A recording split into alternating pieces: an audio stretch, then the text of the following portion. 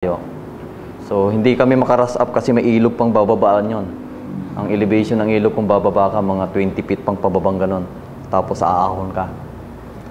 So, sabi ni company commander namin, that time, Lieutenant Dulanas, First Lieutenant Dulanas. So, ang position ko na is team leader ng Team 4 sa 62nd 4th Recon Company, 4th Recon Battalion. So, ako most junior na team leader doon that time. So, the SOP, actually, siyempre parang tail scout ako noon. So, ang unang team talaga ang gagapang doon. So, ang kalaban, talagang kita na rin eh. Actually, kita na talaga. Talagang pinapasok kami sa killing zone. So nung ang command ni Lieutenant Tulanas noon, okay, i-crossing natin yung yung ilog na patay. Yung ilog na yun, nabubuhay lang yan kung tag-ulan. Pero kung gano'n na tag-araw noon, April that time, so tuyo siya. Pero basta gumapang ka doon, kitang-kita talaga. So nag-umpisa kaming gumapang is 9 o'clock in the morning ng 29 April 2000. So naka-position kami doon sa may ilog niya, sa patas niya, napaakyat na. So 1 o'clock in the afternoon na. Then sinubukan namin commence rush up kami noon na assault. So talo talaga kami sa position kasi yung 50 caliber na talagang supporting element nila na pinakamalakas na naka-position nila. Pag tumira talaga yon, hindi kami maka-retaliate eh. Yung position nun, talong-talo ka sir sa talong-talo ka sa position talaga. So anong nangyari? May dala ba kayong mga cruiser noon? Ang pinakamalakas na weapons namin sir is M60 machine gun, then M23, M14. Gaano mabigat talaga yung kalaban, yung encounter mo na yun? So, our company total strength is 39 lang sir. But in the MILF, this is 309 Brigade ng MI sir yung talaga nabangga namin. Kaya talagang outnumber. Talaga kayo. Outnumber talaga sir eh. So, yung araw na yon, so wala pang casualty, walang Kia. Position kami ng gabi.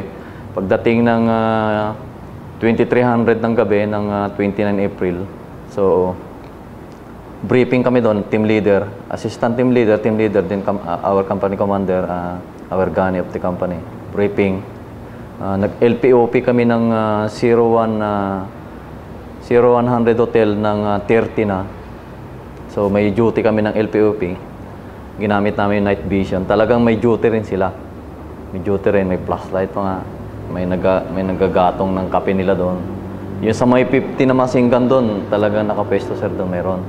So yung position nila, half moon na ganun yung kampo nila. Dito kami. But actually sir, yung kawayan doon pala na pinagkukonsilda naman, yun na pala yung connecting trenches sir. So concealed siya ng kawayan, tapos yung gabing malalaki. Gaano ba yun nahirapan sa mga ganun na trenches nila noon? Na-trace na namin yun sir nung 30 na, yung April 30 na ng 0800 hotel ng morning. Kasi pumutok na siya dito sa left flank namin. Ay, hindi nyo alam na may trench? Oo sir, kasi concealed sir ng gabi, tapos buhay na yung damo talaga, tsaka yung kawayan buhay na rin. So talagang nasa killing zone na kami noon, yung company namin. Gaano kahirap sa inyo noon yung may trenches yung kalaban? So, ang decision na yung company commander namin talaga, nandun na kami sa talagang, yun na yung laban na gano'n. Sabi niya, we use our tactics, sir, nilang. So, ginamit na lang namin yung tactics na pinag-aralan natin sa atin. So, in-apply yung tactics na ganyan, move. Half moon din kami. So, ang move namin doon by team.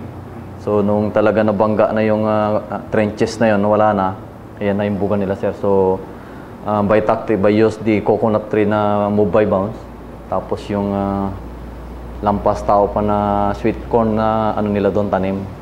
So, mayroong nagra-rush up noon na lumalakad sila. Tapos naka-prone position lang kami sir doon. Position namin. Anong naging diskarte nyo noon na outnumbered kayo? So, our B300 nasa likod lang namin sir. So, through radio, sir.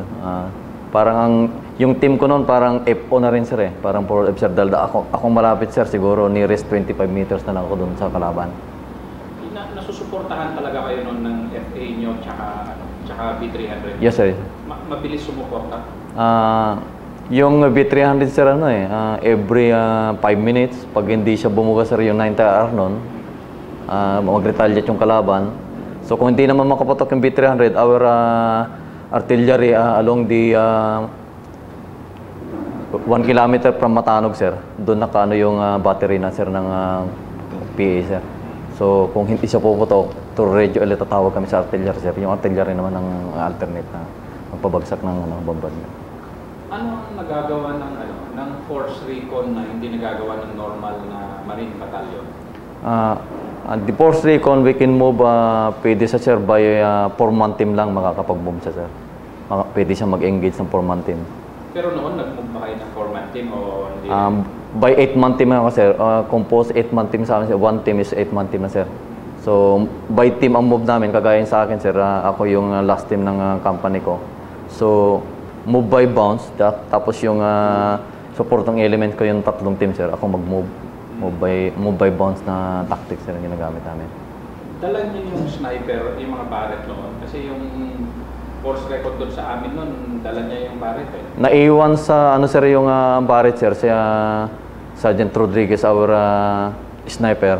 So, nakapesto siya sa bunkers ng 39MC na overlooking niya kami doon, sir. So, through radio, banatan mo nga yung yung nasa 50. Banatan, sir, yung barret. Ang dala namin na sniper rifle namin that time, sir, yung M14 lang. Sa team, every team, meron kami, sir, sniper na isa. Bawat team. Paano mo masabi doon sa mga encounter na yun, top yung samahan ng Marines ba? Yung fighting spirit, paano mo nakita doon? Sir, sa amin that time na talaga, yung sabi may camaraderie tayo, sir, na walang iwanan talaga, sir, eh. So, once na nasusugatan ng tropa, dala-dala mo na rin siguro si Lord doon na ayaw mo na siyang iwanan. Hanggat kahit magkamatayan na tayo talaga dyan, hindi maiiwanan si tropa.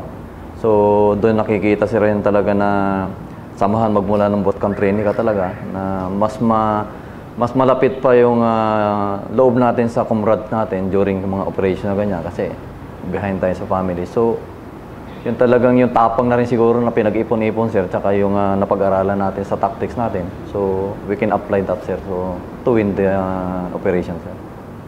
Yung ganun, yung panahon na yun, kasi puhunan natin noon, karamihan tapang na lang talaga eh. Yan na nga, sir, eh. So, paano? ganun, sir, kagaya ako nun, sir, nung nakita ko our radio man, na nung tinamaan na siya, pinapullback na kami ni our G3 operation, na pullback na. Doon kami, sir, namatayan at saka nakiyahan, sir, eh, kasi yung withdrawal position, sir, ng tropa is open field na lang, sir, yung pinag-anihan ng mais. So, kung hindi sana kami sa pinapullback doon o pina-withdraw, so siguro, sir, wala kaming kiya at saka wiya doon. Kasi wala nang, hindi ka makakapag-withdraw na using URAN na nakatayo ka, sir, hindi eh. So, used by snake crawl o commando crawl, sir, yung ginagamit talaga. Yung tama mo, yung encounter din? Yes, sir, doon na, sir. So, paano nangyari sa'yo? So, yung sir, pina-pull out na kami. So, ako, sir, ang parang rear element. So, akong supporting element, sir, ang nag-withdraw by team that time. So, gumagamit na rin, sir, sila ng RPG noon. Lumalabas na RPG nila, sniper nila, buhay na, sir. So, nung withdraw kami, usapan na in-advisean ako ng company commander ko, Lieutenant Donana. Sabi niya, Louie, hindi niya, sir, ako tinatawag sa family name, yung first name niya. Louie, sabi niya, magkita-kita tayo sa ilog. Advice ni G3 yan. So, wala tayong magawa. So, use our tactics, sabi niya, kung huwag kayong tatayo na tumakbo, na mag-withdraw sa open terrain na talaga yung dadaan natin. No choice tayo doon. So, mamaya, sir, nakarinig ako sa radyo, patay na si Let Gamilla. Sergeant Gamilla, ito ay our first team leader ng team, sir, doon sa 4 na team kami. So, nagapangan na ng tropa, patay na. Tapos, sir, nung that time yung regiment ko, nandun kami sa Nyug, na dalawa kaming supporting element doon. Bumanat yung 60 dito doon, kaya yung assistant team leader ko si Sanjing Gonzales, doon na missing. Nung paglingon ko sa kaliwa, wala na siya, nung pumuputok pa siya. Bakit? Nung bumuga yung 60 ng kalaban, pagtingin ko sa left flank ko, wala na siya, sir. So, ang naiwan doon, parang yung 4-man team na lang ang team ko. Yung team niya na, kumbaga, Team Bravo siya sa Team 4 ko. wala na sila. So sabi ko kay Corporal Quadra na ngayon sir, Sergeant Major na, napangan niya ako. Sergeant Major na sir ng 7 Battalion. Sargento ako nun sir, yung radyo man ko is Corporal. So sabi ko, sabi niya, wala na si Assistant Team Leader, sabi niya. Biglang nawala doon. Kumbaga sir, rimpangin na rin sa kanya sir, nawala siya doon. So kako, ang iniisip ko sir, pero ang iniisip ko rin sir, yung nasa front kami na naiwan, yung pag-withdraw nila. So andun na sir na supporting element ako doon ng fire ko doon. Tapos mamaya, mga 10 o'clock o 10:00 in the morning, natamaan na yung radyo mo ko sa puwet. Nung sabi niya, may tama na ako sa puwet. Sabi niya, di tawag uli si Lieutenant Dulanas. Luis, hintay mo sir, withdraw na kami sir, pero ako si Sergeant Gonzales, wala na. Hindi ko alam kung saan siya napunta. Basta pullback, kita-kita tayo sa ilog. Nung tinamaan na sir, mag-isa na, bali dalawa na lang kami naiwan ni Sergeant Arbizo that time, tsaka ako. Noon siguro mga 15 minutes na lang sir, tinamaan na rin ako nun. Anong tumama sir? Important sir yan. So, through and through, nung nakasipat sir akong ganyan, through and through hanggang balikat sir, butas. Butas ito. M23 sir yung baril ko doon. Tapos tumalsik pa ako. Tumalsik sir ako sa nyug eh. Tumalsik, humiwalay na sir ako sa baril ko. So, nung kakapain ko sir yung baril ko, nung dumapa uli. Pero sir, split of second siguro, parang nawalan ako ng ulirat. Tapos gumalaw yung pa ako, buhay pa ako. Hindi ako papayag na mamatay dito. So, dumapa uli ako. Nung kinakapa ko na yung baril ko doon sir, hindi ko na makita. So, tumalsik siguro sir ako mga 2 meters doon sa nyug eh. Yung impact pa rin ng baril. Dahil sir yung descent sir ng bala, pababa nga, malakas talaga. So, kung tumama sa'yo, nasa taas? Nasa taas sir na sir. Naka-position sir sa taas talaga. So, yung nasa puno sir ang sniper nila eh, yung mga marang na malalaki. So, tamaan ng sniper ko yung isa rin na counter flow niya, yung counter, nakatali sir sa nyug, ay sa marang na puno. Bitin talaga sir doon sa puno. Nakabitin sir, patay yung baril niya, nakatali sa katawan niya. Yung, tapos si Lieutenant Tulanas at time sir, na RPG na rin sila, na-blast yung mata niya ngayon sir. Kaya, so sa out of 39 kami doon sir, ang wala lang tama doon sa amin na walang sugat, 10 lang. Talagang tinamaan talaga kayo? Tapos, sir, yung tatlo, may tatlo kaming Kia sir doon.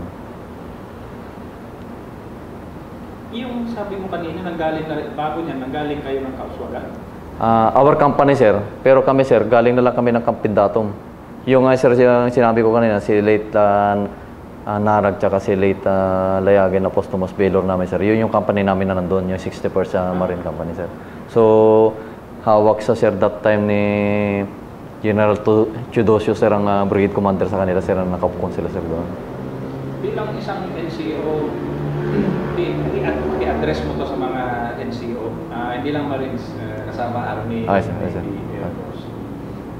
Ano yung natutunan mo tungkol sa combat leadership noon doon? Paano magdala ng tao sa gera? Sa mga kagaya kong NCO, sa lahat ng kasundaluhan, ito lang ang natutunan ko doon talaga. So, yung tactics natin, dala-dala ko yan kahit saan. So, talagang cooperation lang. Yung sabi, minsan lalabas yung decision making na hindi ko kaya, ipaparating pa natin. On that time, sir, kasi malayo naman yung company commander, hindi decision ko rin sa akin. As a team na naka-designate na team leader ako, na NCOs ako ng our company. So, sa lahat ng NCOs, kung kaya mo ng decision nandun, huwag mo na iparating doon kasi actual fighting na yun, sir. So, mag-decision ka na ng sayo na rin na andun naman na tayo sa laban eh. So, minsan nag-hesitate pa, iparating pa natin talagang par-fight na yun. Wala nang time na magre-radio ka dahil nung tinamaan nga rin ako, andun pa rin sa akin yung radio, sir eh. So, naiwan ko nga rin yung radio doon nung tinamaan ako. Pero nung tinamaan pa lang yung radio man ko, ako na through radio, team leader na ako na rin ang radio man. So, communicate ako kay company commander. Sabi, hindi nakapagsalita, bahala ka na dyan. So, tama na rin yung ginawa ko, sir, na nag-decision ako para yung delay mo doon, sir, split of seconds na siguro kasi yung kalaban nandyan na eh. So, nag-decision ako ng, alam ko na tama na rin siguro sa panahon na yun, sir. Anong feeling mo nung paalis ka na sa battlefield, pag wounded ka, siyempre iniwanan mo na yung mga kasama mo muna. Oo, sir. Anong feeling mo nung na alam mong yung mga kasama mo makapabakbak pa ng papabakbak? Actually, sir, kung talagang ang decision ko rin, sir, kako nga, yun sa atin na kasundaluhan talaga na nakakipaglaban tayo. Kumbaga, paupuan na laban. Habang may buhay ko, sir, parang ayaw kong umalis talaga eh. Kaya lang, hindi na ako makapaghawak ng baril noon because our right shoulder wounded na rin. Pero napakabigat na iwanan, sir. Malungkot talaga. Kasi lalo yun, sir, from boot camp training, may kabats ako doon, kasama ko. Tapos sa classmate ko lahat ng mga warrior course yung andun din. So, sabi ko nga, mas matindi pa yung samahan namin doon o natin kaysa sa family natin. So, yung closeness mo, isang bubong ka, isang kaldero lang yung kinakainan. So, parang ayaw kong iwanan, sir eh, na maiwan yung company ko. Yung team member ko, sir, naiwan na walang tama doon. Sa 4 lang yata, sir eh, sa team ko. So, kaming 4. Pati yung assistant team leader ko, na-missing siya ng 3 days. Pero sa awa ng Diyos, survive naman siya. So, nakakalungkot talagang iwanan, sir. Kaya lang talagang hindi ko kaya na magka-handle ng o hawak ng baril, sir. Yung trato ng Marine Corps sa inyo ng mga bayani niya ba? Diba? Paano mo naramdaman yun nung kasi yun ang pinakamabigat so parang nadaanan naman talaga natin eh. Ay sir.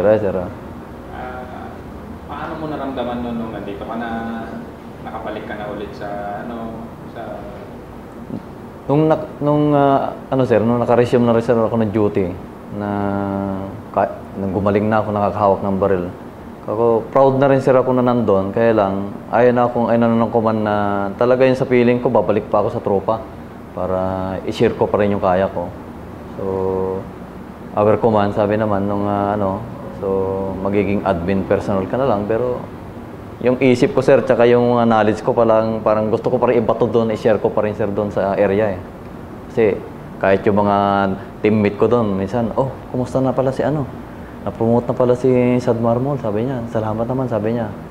Hindi na may contact na ng cellphone, sabi ko. Dala ko na rin yung yabang ko, sir, naka-recover na ako. Kaya babalik pa ako dyan. Bawi tayo ako. Hindi ako papayag na malagasan tayo, walang bawi. Bawi tayo, sabi ko. Tinamaan din ba yung moral ng record yung encounter nyo ng gano'n? So, medyo talagang hindi naman actually na low moral, sir. Talagang medyo nasaktan din, sir, kasi yung mga nawala na nakiya, puro mga key personnel, team leader, talagang yung effort sa company, sir, na nagdadala na parang backbone of the company, nawala, parang masakit talaga, sir eh. So, parang medyo napilay konti, pero yung momentum, sir, na talagang makuha natin yung freedom natin, so nandun pa rin, sir, talagang laban pa rin. So talagang yung hirap sa Matanog kasi after that halos madali na lang din yung pagpasok noon eh. Anong masabi mo doon sa yung antigas ng desisyon kasi noon makan talaga eh. Di ba? Hindi na ulit yun eh. Hindi na, sir. Anong masabi mo doon noon ng desisyon na sige, panatan natin? Yun nga, sir. Through SOP natin, sir, ginagamit natin SOP from higher o from our superior talaga. Iisa na lang, sir, yung decision na to get that rebel camp para yun nga, sir, makamit natin yung freedom natin, maging peaceful tayo sa Mindanao. Talagang iisa, sir, yung momento doon na from our superior officer down the line ng personnel, sir. Yun talaga yung team niya o mission niya to capture talaga, sir, yung kampo ng kalaban natin. And yung utak niyo nun sir. So focus na, sir, doon focus. Sabi niya wala na talagang our loved one o lahat ng mga minamahal natin, kumbaga parang initsapera that time, sir, para makuha lang yun. Talagang gusto natin i-recover yung mga lugar na yun, sir, na kampo.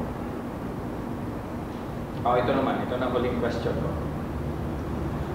Ipasok mo yung utak mo sa, kunyari maging anak mo, pupunta ng PMA, kadete, na plego, naman, or yung isang sundalo na papasok pa lang. Ikaw kasi ano ka na eh, tigulang ka na sa serbisyo ba? For good na, sir. Anong masabi mo na, anong mga maipayo mo na base sa natutunan mo sa napakatagal mo na serbisyo sa parin mo? Yung isang anak ko, sir, yung pangalawa kong anak ngayon, this time, first year college siya ngayon sa Baguio. So, hindi ko naman pinurso na magka-date siya. Lumabas sa bunganga niya. So, nandun yung talagang pangarap niya. We can support, then ini-encourage ko siya na ganito. Kung magsusundalo ka, magkaka-date ka, sabi ko, I'm proud. Nandyan lang ako sa likod mo kasi hindi naman yung papasukin mo na parang tambay ka lang doon. So, magkakaroon ka ng position doon. Mag-aaral ka, yung mga pinag-aralan mo, kung magiging ka-date ka. I hope na may survive mo yan. I'm proud because ako nga yung tatay mo, sabi ko sa anak ko. Ipagpatuloy mo yan kasi pag nandun ka sa service ka, ako napaka high pride ka o nakakataba ng puso, naglilingkod ka tapos na-awardan ka ako. So siguro pag nakapasok ka ako anak, kahit na siguro retire na ako, sasaludo pa rin ako sa iyo, ako sa kanya. So natutuwa ako, sir, sa kasi yung panganay ko hindi lumabas sa bibig na sundalo nung narinig ko sa kanya. So lahat na benefits ng mga kako, andyan na yon. Kako yung support ko is 100% na yun, kako, susuportan kita kako. Hindi naman masama yan. So kako, ini-encourage ko talaga sila ng gusto. Tinadalan ko siya ng mga natin, mga parang sa amin dito sa Marines, yung Satmar 6, sir, yung mga current event natin ng mga books. So talagang kahit, sir, sa PMA, hininga ko talaga ng yan, yung sa 2007, sir, na nag-FTX sa Ternate sa amin. So, nagbigay sila ng mga book talaga. Hiningaan ko talaga siya ng books niya para basahin niya. So, talagang ini-encourage ko na rin siya, sir, na talaga sabi niya, Papa, sabi niya, paano to, bata pa naman. Sige lang, kung magraran naman yung edad mo eh. So, sa PNP rin, sir, ganyan, humingi rin ako ng book. Sa rin, sir, sa inyo, sir, sa Army, humingi rin ako ng book to, meron ako sa bahay. So, lahat ng mga talagang support na kaya kong isupport doon sa anak ko, ngayon na narinig ko na gusto magka-date, binibigay ko lahat, sir. Talagang sinusuportahan ko siya.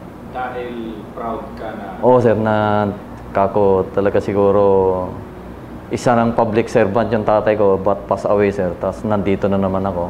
So, I'm proud pa rin. Tapos yung supling ko, sir, susunod din, kako. Talagang proud talaga, sir, ako na talagang maglilingkod pa rin siya.